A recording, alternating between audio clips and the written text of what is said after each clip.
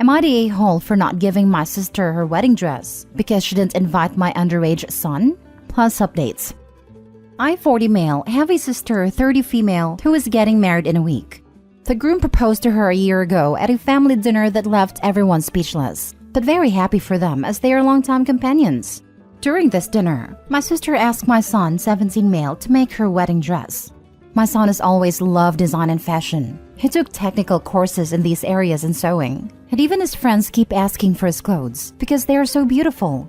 He agreed but said that he needed time and that he would need her opinion constantly. At first, my sister was very annoying. My son drew about 50 dress designs in a month, and she only liked one, which he continued with. He sewed it with great quality fabric, which I paid for as I wanted to get involved in a certain way. For 5 months, he made several adjustments to suit her wishes, and she always complained about something. After a while, he arrived at a final model, and it was just amazing. My mother cried seeing my sister in the dress, and I confessed that I almost got emotional too. The problem was that, last week, my son came to talk to me about the wedding invitation that had not arrived for him, but for other family members. I thought maybe he didn't need one, but it still felt weird, so I messaged my sister raising this issue. And she replied that she didn't want any underage people at her wedding because there would be alcohol. I asked if she was going to make an exception for my son, but she cut me off and said no. There are no children in our family. My son is the only minor, so I didn't see any sense of this rule for family members. To make matters worse, my son was very sad and cried because he spent months on this dress, but couldn't go to the wedding. I was very upset and told my sister that she should look for another dress as soon as possible as she would no longer wear the one my son made. She called and yelled at me, saying I was being unreasonable and that I couldn't do this. My mother calling me saying I should deliver the dress and follow the rules, but I didn't and hung up on her. Because of this, the family is divided. Many agree with me and condemn my sister's actions, saying she could only make an exception. But another part says I'm unreasonable, that I'm spoiling her big day. I don't think I'm being wrong, but just rational and paying her back in kind. So am I the a-hole? Now for the top comments before reading the updates. Not the a-hole. He should go and wear the dress. Would definitely be unexpected. So your sister can't have children at her wedding, but use your son as child labor to make her wedding dress? She's the a-hole. He's responsible enough to make a wedding dress, but heaven forbid he should be around alcohol. Who knows what would happen? Well, if he's not invited, he doesn't need to give a gift. She should pay for the dress, and if she doesn't, you're not a-hole. And it should be the full retail cost for a similar dress. Oh, I'd rather put a price tag on that thing. That equates to how much she hurts her nephew, like $10K. If she doesn't like the price, she can find a different dress in a week. Now for the first update. First, I would like to thank all the comments and suggestions. I really didn't expect my post to resonate so much. I talked to my son about the suggestions you guys gave me and he agreed to sell the dress at a market price. He calculated the price of everything and the value was quite high. We sent the proposal to my sister and she hated it. She said she couldn't afford it because it was too expensive and it should be a gift because she is family. I responded by saying that it was too easy to say she was family to get a free dress, but not enough to include my son. She cried on a call and begged me to not ruin her day, but I didn't call because that to me was BS. At no point did she offer to just let my son go, nor apologize for it. And for anyone who said that maybe she's homophobic, I'm not sure. But I think you could be influencing her as her fiancé who is a Christian and has never been close to my son. However, I don't care if he's doing it or not. If she wants to exclude my son from this event, then she will also be cutting ties with me. And for those who are asking for a photo of the dress, I'm sorry to disappoint you, but my son didn't agree and unfortunately I won't post it because of that. If anything else happens, I'll let you know. Until then, thank you all. If you don't mind, how much was the value of the dress? Also, you made a good decision. Wishing well for you and your son. Something around 22 to 25K. I think you miscalculated. You forgot the 20% tax because you're taxed for being an a-hole. So that raises the price to $30,000. Please, please, please tell me you have security cameras on your house. She may become unhinged enough to try to steal the dress from your house. Maybe find a secure location to store it until after the wedding. I'll do that. Wow, if she had the audacity to steal the dress, you could file a police report with pictures of the dress and tell the police the exact day she would be wearing it. That would be some present to her to have the police show up and arrest her for wearing a stolen dress and then be perp walked off to jail. That YouTube video would get millions of views. Lol. The family would be in an uproar, but you can point out to them that nobody threatened her and said, "Go steal that dress." Best to just text her and tell her it was sold for $25,000 and your son was invited to the wedding. I read both your original and updated post. My first thought about her excluding only him is because she doesn't want him to get attention/compliments about him making the dress and how talented he is, because that would take away from her day. I love how you've handled this. You showed your son how to stand up for himself and let him know how important he is to you by standing up for him. I hope it all works out. This is what I thought. If the designer/maker is there, loads of people will compliment him. And she sounds snob enough to be jealous of a 17-year-old boy. Now for the second update. Sorry for the delay. It's been a busy week. My family members skipped my sister's wedding and decided to have a party at a cousin's house instead of attending the wedding. My sister is obviously very upset and has cut us all off her social media. She got another dress to get married, but everyone thought it was cheap compared to what she was going to wear. And I would also like to inform you that someone already bought the dress that my son made. It was a good price, and that will help him cover his college costs. There's not much to say, but I'd just like to make this final point to let you guys know. Tale us all this time, when it comes to free favors and selfish demands, it's all about family comes first. When it comes to someone else's feelings, it becomes it's my wedding day and lifelong dream. Me, me, me. Exactly. If my mother pulled the "but family" thing to me, I'd be, yes, exactly. My son is my family and my priority. It is my sister who has forgotten family. Also, the other response would be, since when are people obligated to give gifts at weddings, of which they have not been invited to and have been specifically banned from attending?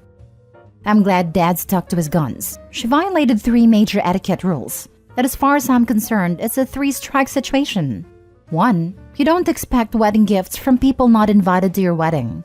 2. You don't expect minor children to give you a gift worth tens of thousands of dollars. And 3. If a family member does a major favor that helps make your wedding, like photography, cake, flowers, etc., they get an automatic invite and are publicly thanked in the wedding speeches at bare minimum, because they deserve recognition and respect for their hard work and skill. Imagine how simple this could have ended. Kid is invited and thanked with 1 sentence in wedding. Everybody's happy. No money, no issue, nothing. Opie's sister seriously expected to get her wedding dress for free and get away with not inviting her nephew who did the whole dress. This entire situation could have been avoided if she just invited Opie's son. It's wild. I don't understand how she would think she could do that.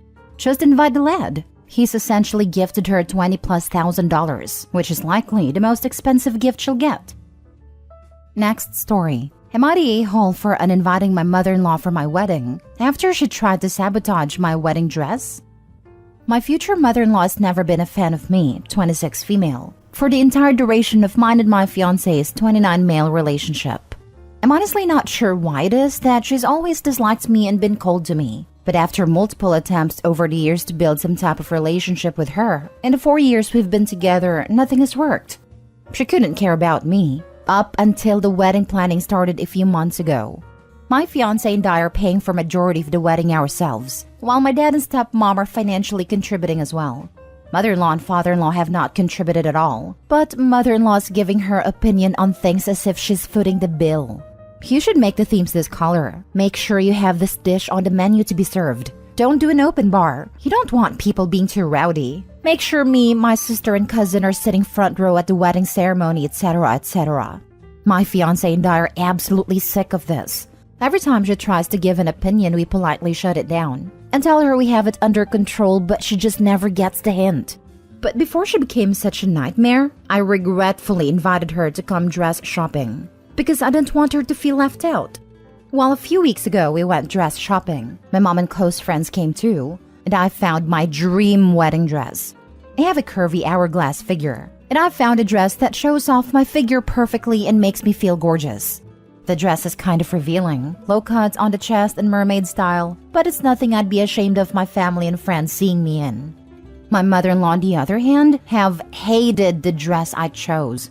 She made sure to express that to me multiple times. She even went as far as to say, "This is a wedding, not a strip club. I don't like it."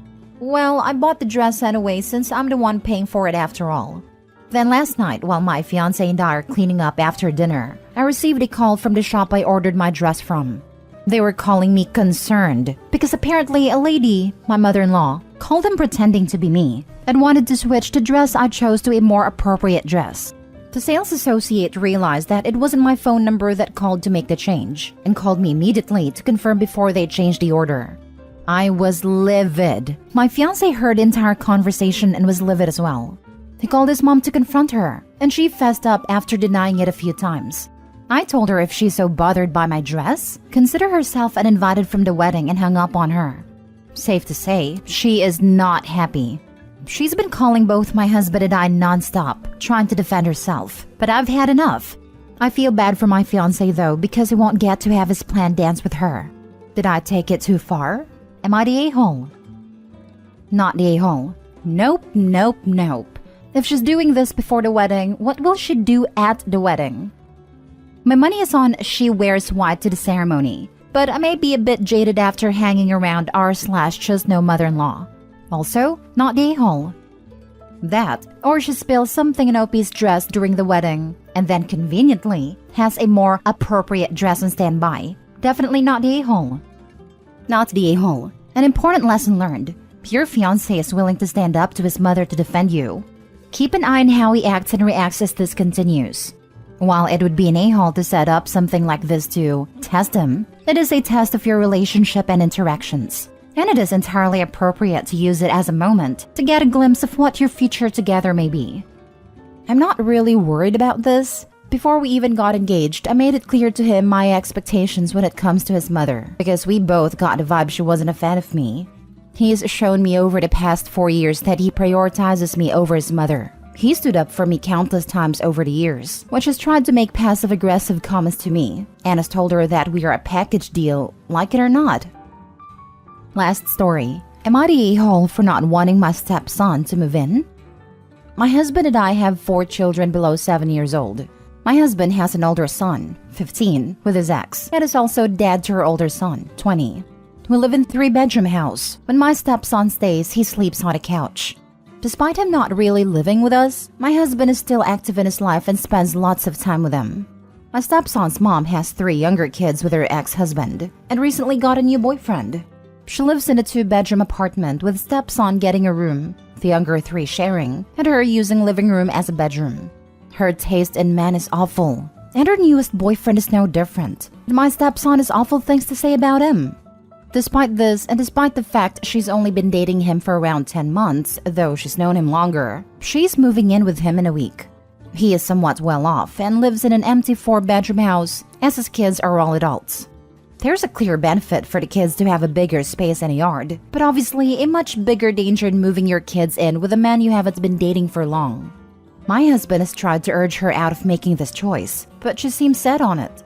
She has major mental health issues and doesn't receive any child support from her ex-husband, so I understand to an extent why she needs to rely on a new boyfriend so heavily. A month ago, my stepson got into an argument with his mom and stayed with us for a few nights, before going to his great-grandpa's, who he has stayed with since. He has said that he will never move into the boyfriend's house. Then last week, he asked his dad if he could move in with us, and we told him we'd discuss it. I don't like the idea for a few reasons. The main one is space, as we don't have a lot of it. He would either have to share with one of his much younger brothers, or we'd have to give him his own room and cram 4 kids in together. Another reason is that my stepson isn't exactly the easiest teenager, and has already proven to be a bad influence on my younger kids. And he has a bad temper. I told my husband this, and although he wasn't happy and tried to change my mind, he did go back to his son and tell him that it couldn't happen right now.